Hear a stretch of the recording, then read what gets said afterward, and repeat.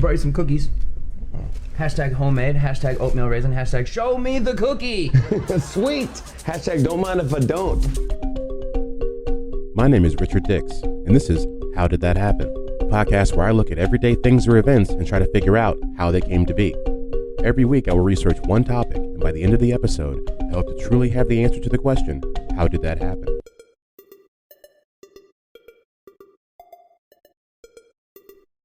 All right, welcome back to another episode of How Did That Happen? The hopefully new and improved How Did That Happen? We are trying to make some changes here. This is episode 68. We're going to be covering symbols. We had an episode previously that was called Names and Things, where we kind of just did the names of a bunch of different products. You could almost call this one Symbols and Things, but it's definitely just going to be symbols. We're going to cover things like the @ sign, the hashtag, the peace sign, the ampersand, all that good stuff, tell you where it came from, how did it happen. But like I said, this is the new and improved HDTH. We're going to have a couple differences here that the last 67 episodes have not really had. We're going to have gotten rid of a couple segments and hopefully putting in some new segments to kind of keep it kind of vivacious and kind of always keep you guys on your toes. The roundup, I believe, will be a thing of the past, as well as the things I didn't know before segment that may come back later, but right now I'm not quite finding a place for it in the podcast.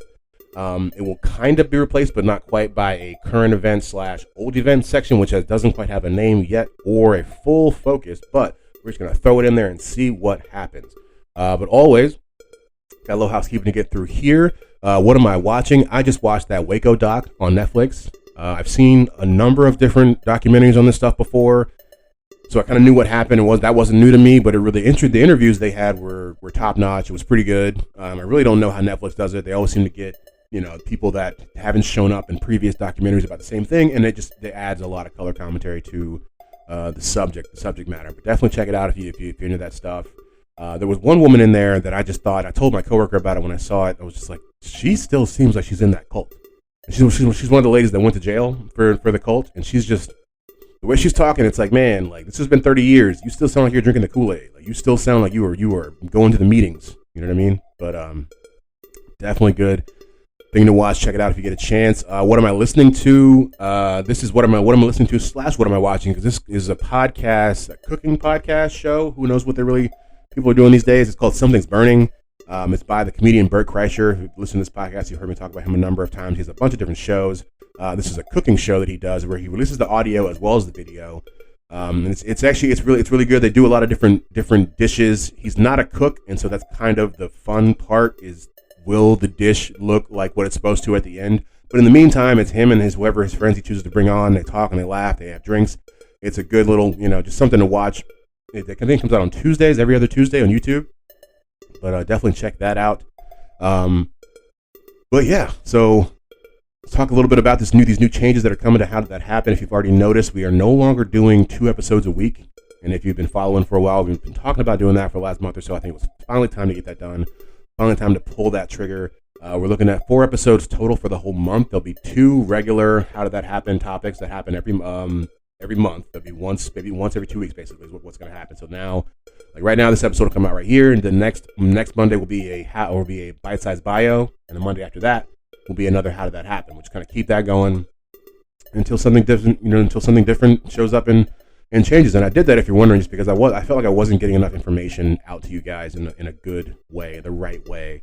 I felt like I was kind of rushing them. I'm 2 shows a week is a lot to do for somebody sometimes. So I just thought I'd slow it down and make sure that we can keep the integrity of the show intact. And I think we're doing that. The goal was to have guests for the show this week. I don't think that's going to happen this week, but it is definitely coming down the pike. I'm trying to line up some people to get on here, and that's going to be another part that will be different than what the previous show has been. All right, and one of the new changes we have coming up is right now, what I'm going to do, like I said a little bit earlier, I don't quite know how this is going to work, but I like the idea. And so what I've done is I found a place that archives newspapers for like the last couple hundred years. They scan them in, and you can just it's a search engine, and you can just look for stuff. And so my plan is to try to find a way to week to week look for quirky little articles, different stuff that people have never heard of or kind of been living in obscurity or has been forgotten for a long time. And I don't quite have it down pat, but what I was able to find today, I'll share this quick story with you guys before we get on to the actual episode, is a tale of an old Kiowa Indian named Blue Dog. Old Blue Dog. You can be the judge of this because I read this article and the newspaper clipping will be attached to be on the website. Might even put it on the Twitter page. The question is, did this man bring people back to life or not? So this is from an article posted in the Elbert County Tribune of Elbert County, Colorado on January 12, 1912. An old Blue Dog was a Kiowa Indian in the late 18th century. This tale is told from old army soldiers that used to be on the frontier in the late 1870s, give or take. And so old Blue Dog was a medicine man. And like I said, the question is, did he bring people back to life or not? Now, he had been doing his own medicine, his own form of Indian medicine, which is a lot of incense and dancing around his sick people, but none of that was really working. A man by the name of Dr. Burnham was actually brought to Blue Dog and saw what he was doing and ended up actually helping one of his patients, quote unquote, because he knew what was wrong with him before Blue Dog did. And I guess the guy had epilepsy or something like that, and he cured him of it. And so Blue Dog saw that, and later on, Blue Dog came back and got Dr. Burnham again for another one of his guys who had some issues. And, the Indian told him, Blue Dog said, if you tell people what I'm doing, they'll kill me. Basically, if you tell them that I don't really know medicine, I am no use to them. Burnham cures the guy. Later on, fight breaks out, of course, between the Indians and the settlers. That's just the story as old as time. And all the Indians dip out and leave. So does Blue Dog. In this little skerfuffle, if you will, Dr. Burnham's wife gets taken because she was in a stagecoach on the way to them. This is all happening, I believe, in Nebraska, Kansas, I want to say. And Dr. Burnham's wife, she disappears. Gone. Don't see her for a month. Right? And then old Blue Dog comes back about a month later and sets up his teepee back on the grounds where the settlers are living at. Just him, nobody else. And then he comes to Dr. Burnham and says literally, quote, basically, quote, your medicine is strong, my medicine is stronger. Come see what I got. Come see what I can do for you. And he brings him into his tent, his teepee, and he does a little dance, right?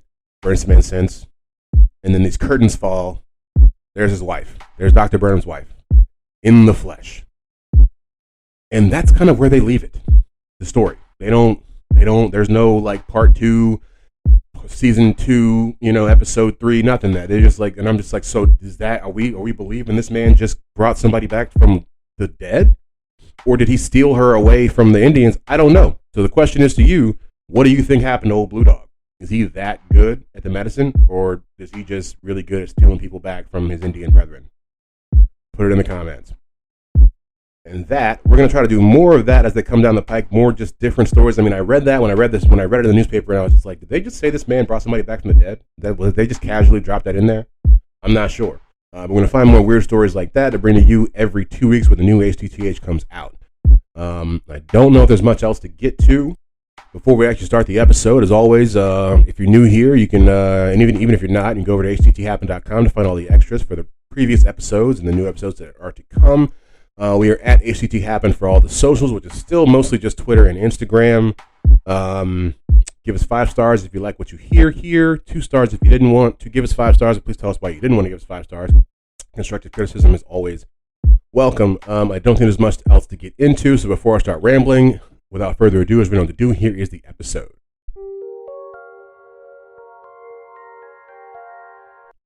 All right, so first on the list of our symbols today is the @ sign, and that is the A with the kind of the circle that goes around it. You see it a lot. It's definitely in between email addresses and in front of tags and stuff like that. People's names on Instagram and Twitter is what you see these days. Is mostly what people are kind of know it for. But we're gonna get into the kind of overall history, and we'll find that people think it actually went back. That it's been used amongst humanity for probably almost 2,000 years. Maybe 13, 1400 years, 15, depending on who you ask, is what we'll see here. Linguists are divided as to when the symbol first appeared. Some argue that the symbol dates back to the 6th or 7th century when Latin scribes adapted the symbol from the Latin word ad, meaning at, to, or toward.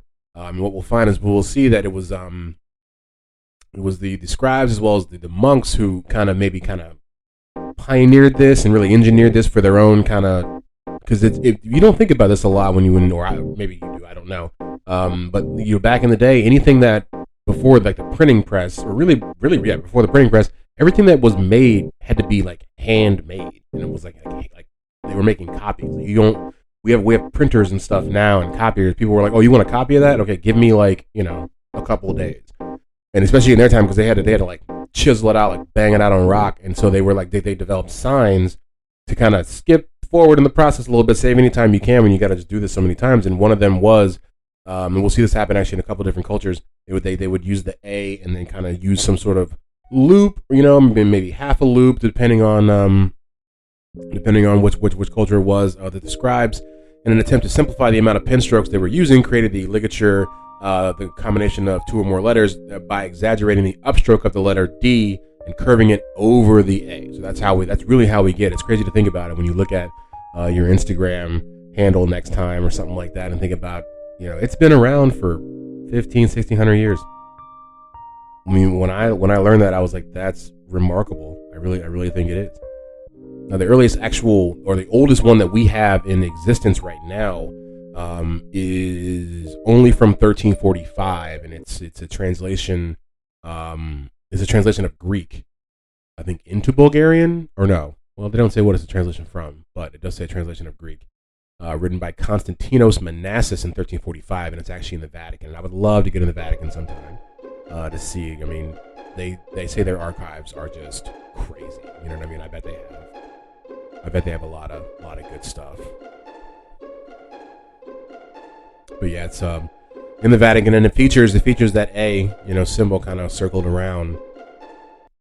And actually, to get in the actual name of it, the nomenclature, the @ sign can be called a number of different things. It can be called the @ sign, the @ symbol, commercial @ which I think I've heard that maybe rarely, but and also when I was growing up, I think it was called the address sign. I really do. I feel like that's what my mom called it when she was teaching me, or my dad too. He'd be mad if I don't mention the fact he was there too. That they were teaching me how the internet worked. I feel like they used to call it the address sign. Now, the question really is, how did it go from monks banging it out on rock to being in between, your favorite email and or Instagram handle? That's the question we're trying to answer here.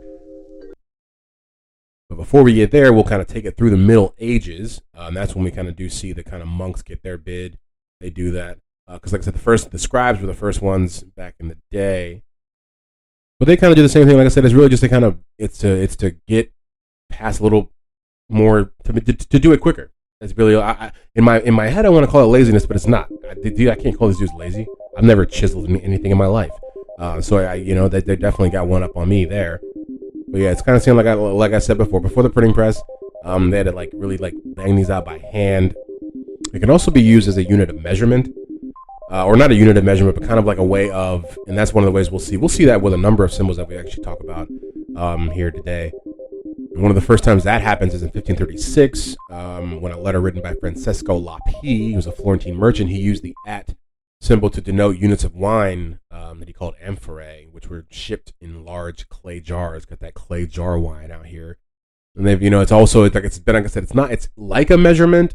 And that guy Francesco definitely uses something like that, but it's also been used as something like I don't know what I mean, almost I guess still like a measurement. Like this, the example here is how it kind of happened. It would play a role in commerce, as merchants would use it to signify, I guess, at the rate of. So that's what the @ symbol would mean for them, is in like 12 widgets at $1, meaning there's 12 widgets, they all cost $1 a piece, instead of saying you're getting 12 widgets for $1. You know what I mean? So that's without that's how we kind of got to be able to articulate that. The first typewriters that came around in the mid 1800s did not actually have the @ symbol. It wasn't a large, wasn't famous or popular enough to show up on there. It really wouldn't show up on keyboards of any kind until like the 70s. 1971, I think, is the first time that we'll see it really kind of come into prominence in that way, and it comes from this guy named Ray Tomlinson, and he was trying to figure out a way to get. He's a programmer. He's a coder, and so he's trying to connect people who have programmed computers with one another, right? But he had to use a symbol that the computer wouldn't see as a piece of code. So he had to use something that was basically kind of obscure, something that wasn't so used, so that, you know, like I said, like, so that the computer wouldn't automatically like pick it up and be like, oh, that's something else, which would mess up the entire sequence. And he ended up going with the @ symbol, because up until that time, the programmer was, you know, the people that were trying to connect, they were typically connected to a particular mainframe machine via a phone connection, and a teletype machine, which was basically a keyboard with a printer in it. You know, but these computers, they weren't connected to one another, so they hired BBN Technologies to kind of try to figure that out. And Tomlinson was one of the guys who worked for that company. And it said that he kind of chose the @ symbol because he saw it on his keyboard, right above the P, the letter P on his Model 33 teletype is what he says. And he's quoted as saying, "I was mostly looking for a symbol that wasn't used much," he told Smithsonian. And he says here, he says, I quote, I was mostly looking for a symbol that wasn't used much, and there weren't a lot of options, an exclamation point or a comma. I could have used an equal sign, but that wouldn't have made much sense, end quote. And so he ended up choosing the @ sign. When he created this kind of phenomenon, if you will, he really kind of created the first email. You know, he really created the email naming system. We're responsible, you know, Ray Tomlinson is responsible for the email naming system. I thought, you know, when you say it like that, I thought it would mean more, but it's still pretty cool. And so there's not much about the @ sign before we're going to jump to the next symbol. The last thing I want to talk about before we get to the next symbol, which is the ampersand, by the way, is just what the @ sign is called in different countries. And you wouldn't think it's people, humanity is very interesting.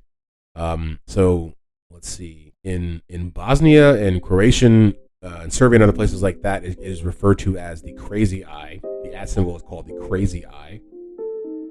It's pretty, I mean, I kind of get it, but it's such an odd, I don't know. In the Czech Republic, it's called the Zavinok, which means roll mop. So they look at that, or pickled herring. That's what they call it in Czech. That's what, like, you think, oh, it's just the @ sign. It's not. It's not. It's a lot of things. Okay. In Germany, it's called the Affenschwanz, right? Which means the monkey's tail. So basically, they call it the monkey's tail over there. So you think we kind of have it's pretty tame with us. We just call it the @ sign. They're like, yo, yeah, my name is, J.11 monkey's tail Comcast.net or something like that, you know? In Greece, they call it papaki, which it means little duck.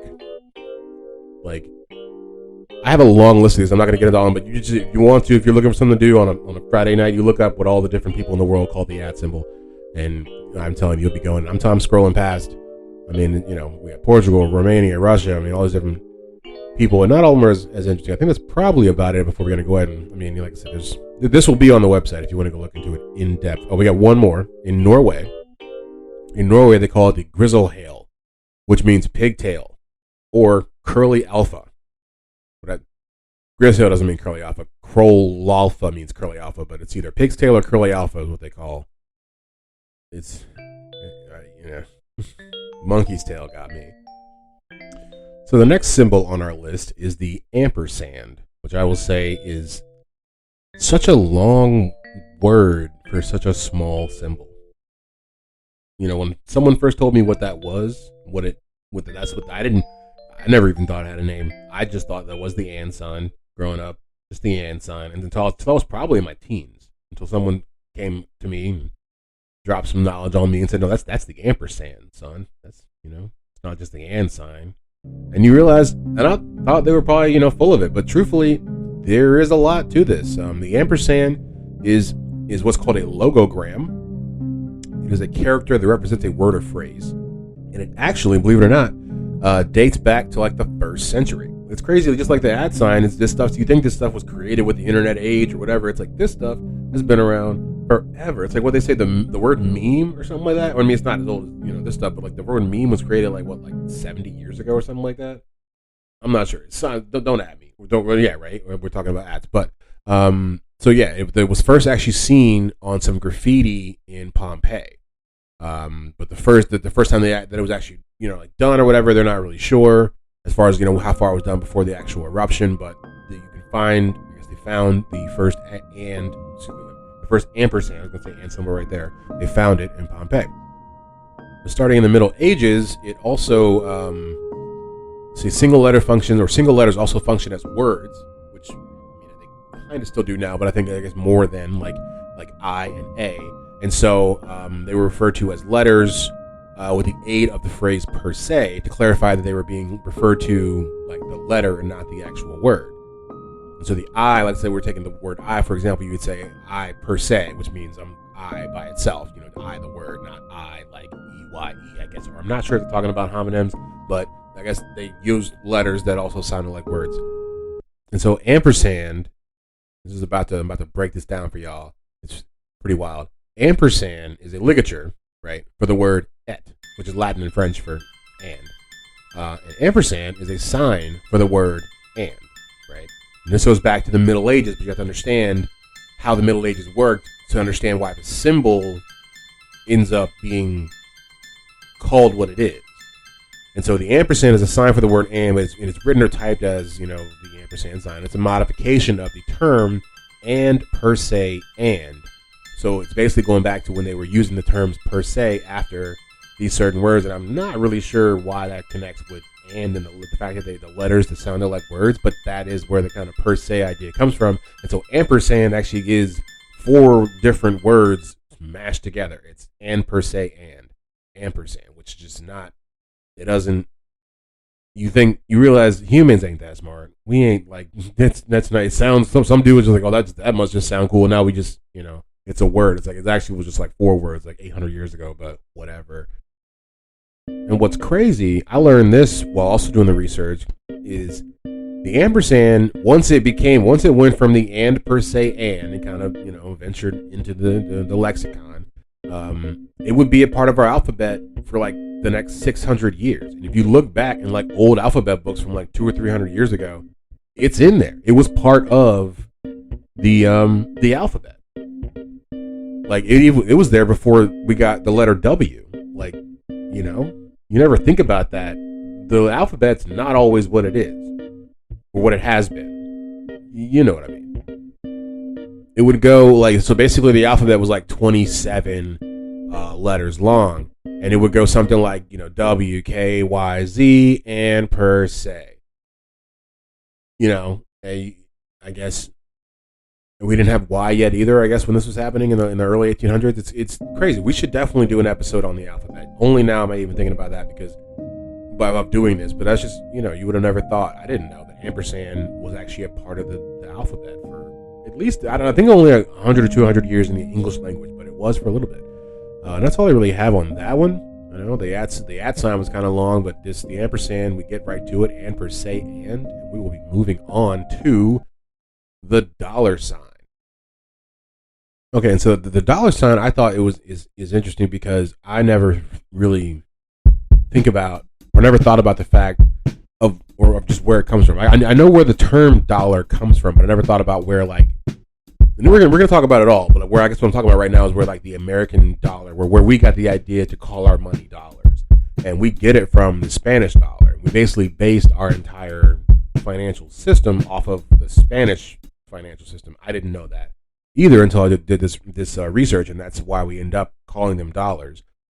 It's crazy how Europe just kind of just infiltrates all different parts of society, because you think about, like, the fact that the term dollar comes from, was it a part in Germany called Thaler, where they were mining silver for the silver dollars that they were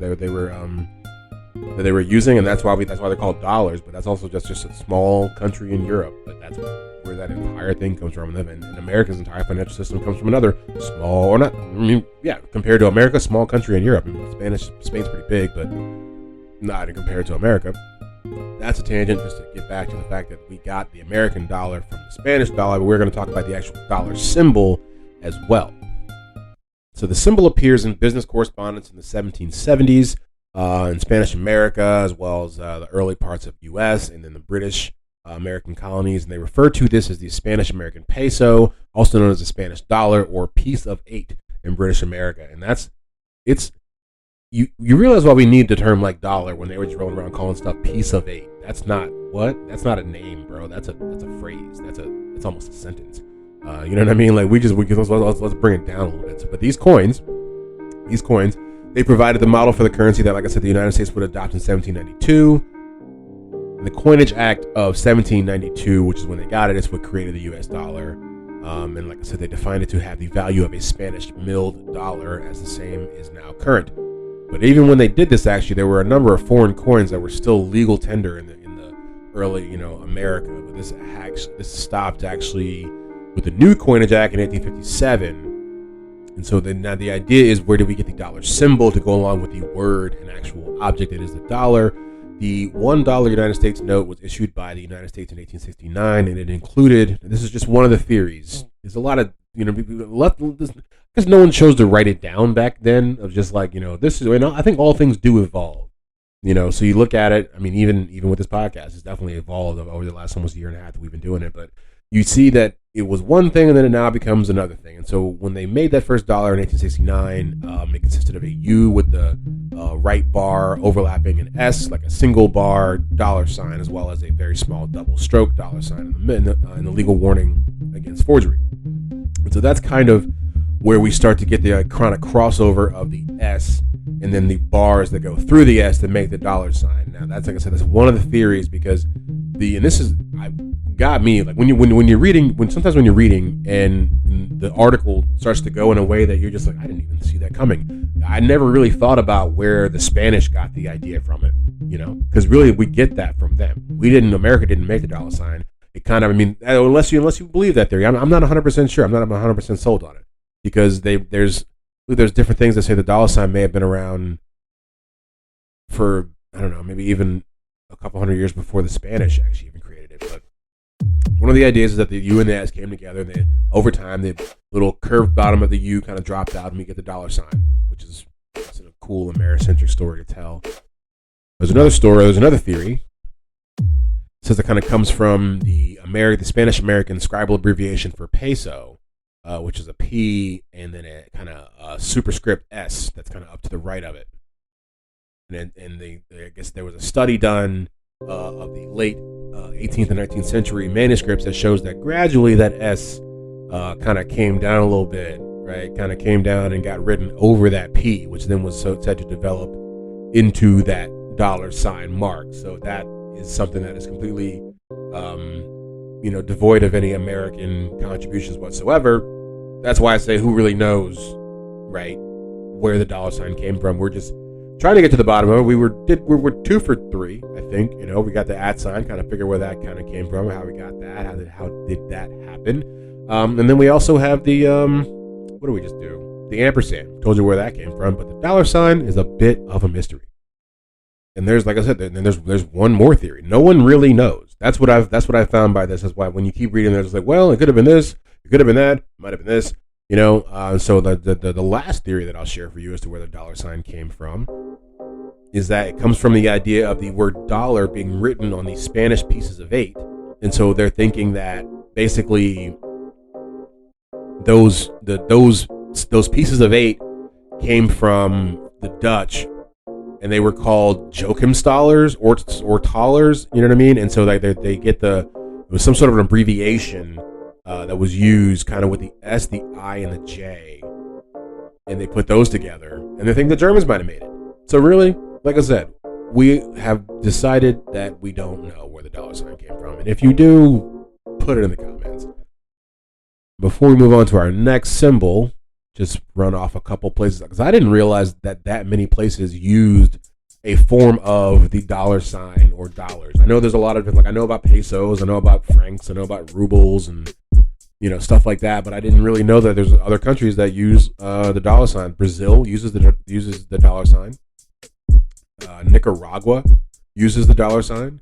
It kind of makes sense when you think about it, because of, well, not the Brazilian part, but I mean that some of these were settled by the Spanish, who also had the Spanish dollar. We're not the first people to be have an influence by the Spanish. Malaysia uses the dollar sign.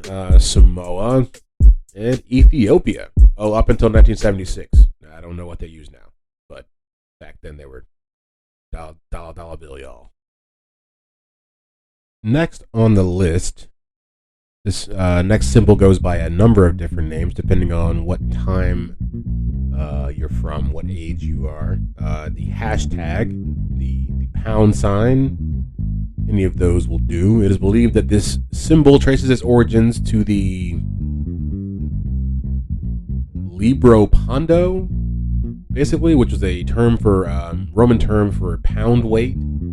So it kind of relates all the way back to then. The abbreviation was printed with a dedicated ligature type element with a horizontal line across, so that the lowercase I would not be mistaken for the numeral 1. And so that's kind of the first time we see it go. Basically, just it was one crossing, and then it would have eventually become 2 horizontal strikes. Who knows who added that second strike?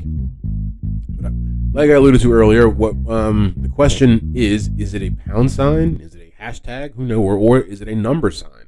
I grew up, I feel like I called it a number sign for a long time. My parents, I believe, called it a pound sign, and then, of course, it just became the hashtag. I wonder if people still say pound sign. I don't know. So the symbol is described as the number sign, number character in a 1853 treatise on bookkeeping. That's one of the first times we ever see it kind of called the number sign. It's mentioned again in another bookkeeping text in 1880. And so, but actually a manual in 1917 really lays it out and helps you understand what's going on. Basically, the difference between it being a number sign and a pound sign is that the number sign, when it's a number sign when it's written before the figure, and then it is a pound sign if it's written after the figure. So that's really the difference. It's the same thing, just in different places, essentially being used for different meanings. And so now we're going to get to how it ended up being on people's phone dials. So in the mid-1960s, Bell Laboratories sent researchers to scour the country, trying to discover which symbol the public would most likely accept to be used in their new touch-tone telephone technology. And the researchers came back with the asterisk and the pound sign, as it was known then. Both of these were already on the typewriter, so it really was, they were trying. It's really interesting that they would take the time to go out and like, there was a person, I'd watch that movie, you know, the guy who has to just drive around like the deep south and just ask people, like, which do you prefer on your phone? He's like, by God, buddy, I think I like that asterisk, you know, and he just kind of has to write it down and report it back to the masses. But that's how we end up getting the pound sign on the phone. That's why it is still there now, is because 63 years ago, give or take, some people went out and asked the country what they liked best, and that's what we got. And one way I can remember using it with phones, and it's mentioned here in the text as well, is and you don't really see it that much anymore. I still do it myself a little bit. Is that you would be on the phone with something or with some company or some computer or whatever. You'd have to enter a set of numbers, and then to go ahead and finalize and make sure that you had ended whatever your communication with those numbers. You ended with the pound sign, and it would tell you that. Enter whatever amount of numbers followed by the pound sign. It was very, back in the day, I guess, sort of thing. I don't know if I haven't had to do it in a long time, but every now and then out of kind of, I just wrote response. I'll hit the pound sign, and it's actually the reason that was for that is because it acted as a separator between the number and letter strings, kind of help people understand or help the computer, I guess, understand what was going on. In the UK, they call it, I guess, the hash mark or the hash symbol, or just the hash. Because they already have the pound, that's their actual, that's their money, and that's how they actually think that we got the pound sign over here. A little bit, depending on how you look at it, they say it's because I guess the early typewriters in the UK had the pound sign on the number 3 on their keyboards, and that's how we end up with it. And that's maybe kind of how we transferred the name. I'm not sure. And so it would be used throughout tech, throughout the 70s and 80s. It had different meanings. I believe when it was placed next to a symbol or number, it was, when it was used to denote immediate address mode in the assembly language of the PDP-11 when placed next to a symbol or number. So that's something, I guess. But we'll get from that to the actual hashtag that we know and love. These modern times that we live in. So the hashtag was first brought to Twitter on August 23rd, 2007. Chris Messina, I believe was his name, Messina, and his Silicon Valley friends were using Twitter, but found the endless, unorganized scroll of tweets. They made it impossible to actually isolate groups of messages around a certain topic. You couldn't find anything. You just send a tweet out into the ether and have no way to pull it back or really kind of organize it in any sort of way. And so he thought, Messina thought, that if people use the same word or phrase and put the hash symbol in front of it, that could kind of create an instant channel that anybody can join and participate in the conversation. That's essentially what that's kind of how hashtags were presented to me around that time when I was about 2008, when I was about 18 or 19 years old. They were like, yeah, if you use this, everybody can talk about it. Everybody can go to this one place and talk about it. And so the first tweet with a hashtag ever was on August 23rd, 2007, and it is, and I quote, "How do you feel about using the hash, parentheses, pound, for groups, as in hashtag barcamp, question mark." That was the first tweet. That was the first tweet to ever have a hashtag ever in the history of Twitter. The first time it was ever actually published in a blog post was 3 days later in a blog post entitled "Hashtags Equal Twitter Groupings" by a man named Stowe Boyd. I guess that's how you pronounce his name. Stowe, Stowe. Imagine being that guy. Imagine being the guy who wrote the first article about the hashtag, and I'm reading your name right now, and you just wrote a blog 15 years ago. Is it 15 years? It's been 15 years. And I don't know. I think it's pretty interesting. So now that will bring us to our next and final sign, which is kind of a twofer because it's going to be we're going to do both the actual symbol, like the peace sign, and then like the actual like the hand symbol peace sign. So we're going to start with the actual drawn symbol, which I did not know has a interesting enough. We'll find neither one of these symbols. Well, it's hard to put. The original peace sign itself was not, like the hand symbol was not really made for peace, and we'll get to that. But the actual drawn symbol was made for peace, but nuclear peace, and it's actually kind of interesting. So if you don't know what I'm talking about, it's kind of like the circular symbol that looks kind of like a Mercedes symbol, but it's not. It has like I think one more line or one less line, depending on, I don't know that much about the Mercedes symbol. But the interesting thing about the peace sign, if you know what I'm talking about here, is that it was designed to represent kind of like the semaphore signals that people that like plane operators use to like land planes and stuff like that. And so like the idea is that if you look and if you understand that signal alphabet, the letter D is in there, and the downward lines are also that they represent the letter N, and so the N and the D together come together to mean nuclear disarmament. That's what the peace sign actually means. That's what it was actually created for, was to show the resistance against nuclear weapons. And so that's what's really kind of written and hidden in there, is the idea for nuclear disarmament. It was created by a man named Holtum. I'm not sure if I got his first name. I want to say it's Eric. I don't think it's Eric, though. But I thought I saw somewhere his name was Eric. But he was described the symbol as representing despair, with the central lines forming a human with its hands questioning at its sides against the backdrop of a white earth. That's getting pretty deep on a couple lines and circles. There's another meaning, evidently, according to the creator. Holton was also said, and I quote, "I drew myself, the representative of an individual in despair, with hands, palm outstretched towards and downwards in the manner of Goya's peasant before the firing squad. I formalized the drawing into a line and put a circle around it."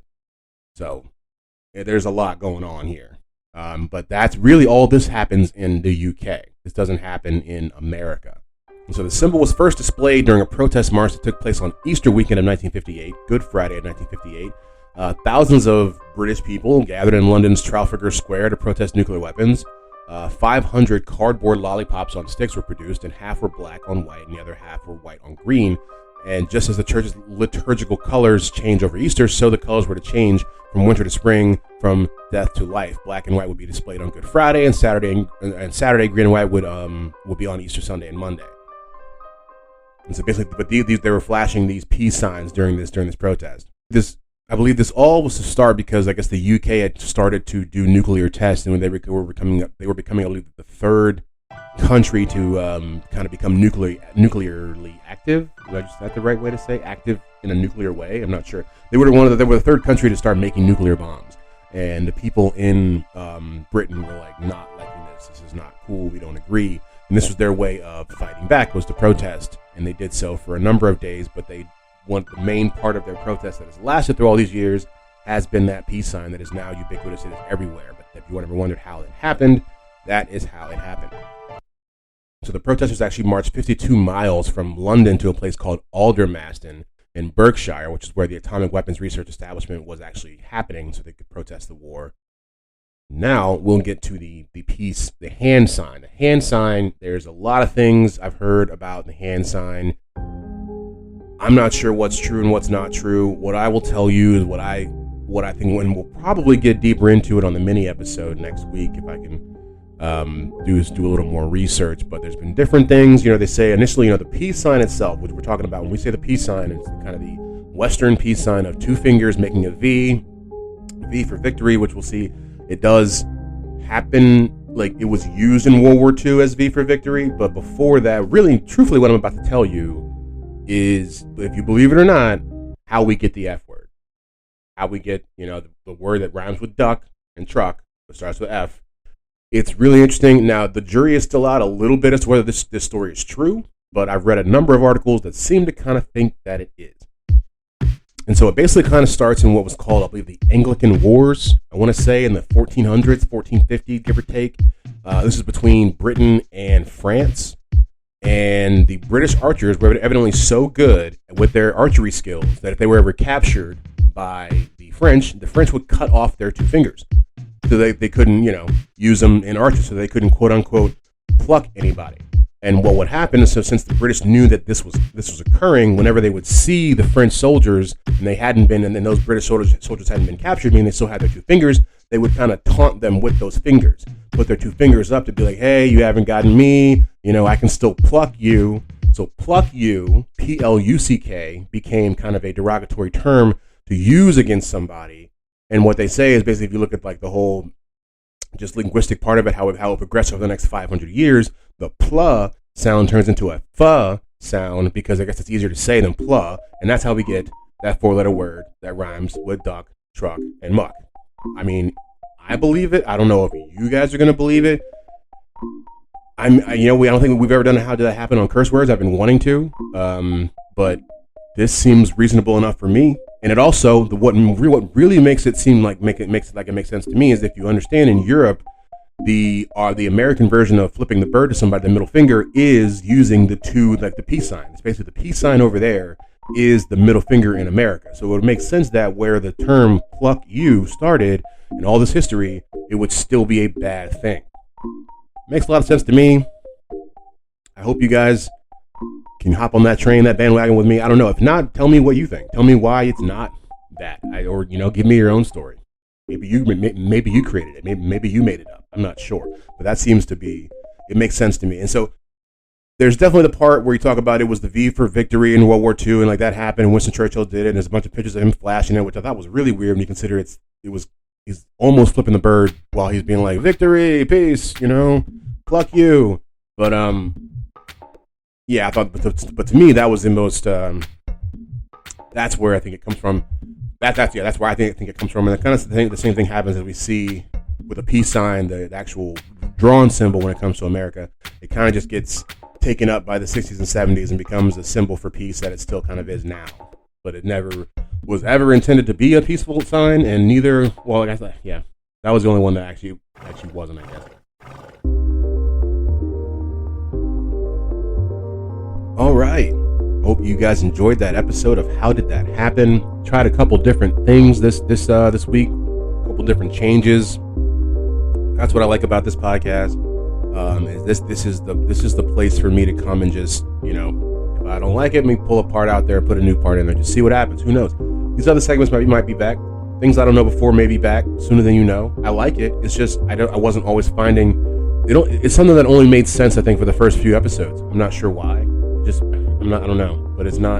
I wasn't able to always find something that, not that I didn't know. That's not really what I'm saying, but that I couldn't find a way to fit into the episode. You know what I mean? But once I learn it, I just put it into the episode, and it's no longer needed a whole other segment to kind of go back to. But yeah, hope you guys liked it. Hope you guys liked the story of Old Blue Dog. Let me know in the comments if this man brought somebody back to life or if he just kidnapped somebody's wife, y'all. Let's figure this out. But as always, if you like what you heard here, give us a like and subscribe wherever you listen to this podcast. It definitely helps the pod grow. We are trying to get to top 100 history podcasts on Apple Podcasts. That is a goal. That was a goal last year. It was a goal this year. It will be the goal next year. Give us 5 stars if you really loved it. Give us 2 stars if you didn't really love it. Tell us why you didn't really love it, because constructive criticism is always welcome. Like I said, so things are going to be a little bit different here. There will be no bite-sized bio coming out on Thursday. The next bite-sized bio will come out next Monday, a full week from today. If you're listening to it on the day it came out, which is a Monday. Still comes out at the same time, Monday at 4:30 a.m. It's going to be my time slot right now until I see fit to change it. But yeah, I hope you guys enjoyed it. Please keep coming back from week to week. Thank you guys for pressing play, and I'll see you next week with the next bite-sized bio.